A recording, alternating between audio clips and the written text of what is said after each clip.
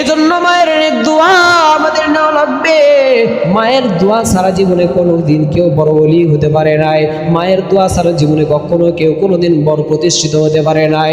মায়ের দোয়া ছাড়া কোনো বান্দা কোনো সম্মানী ব্যক্তি আজ পর্যন্ত হতে পারে নাই। অথচ যে মায়ের দোয়ার কারণে আজকে তুমি বড় প্রতিষ্ঠিত হয়ে গেলা, আজকে তুমি বড় একজন আলিম হয়ে গেলা, আজকে তুমি একজন বড় এমপি ম্যাজিস্ট্রেট হয়ে গেলা।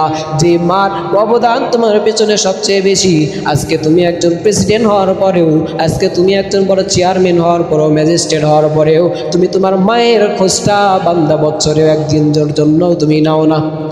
আছে না এমন? ঈদ চলে যায়, 2 বছর 3 বছর চলে যায়, বাবা মার খোঁজ তার প্রয়োজন হয় না। বিবি সন্তানদেরকে নিয়ে শহরে বাসা একটা আলাদা বানাইছে। গ্রামের কি হালত, গ্রামের প্রতিবেশীর কি হালত, বাবা মার কি হালত, তার জানার বড় কোনো প্রয়োজন হয় না। এজন্য ভাইয়েরা আমার, মায়ের নেক দোয়া নিয়ে চলতে হবে। মায়ের দোয়ার চেয়ে বড় কোনো সম্পদ দুনিয়ার মধ্যে থাকতে পারে না।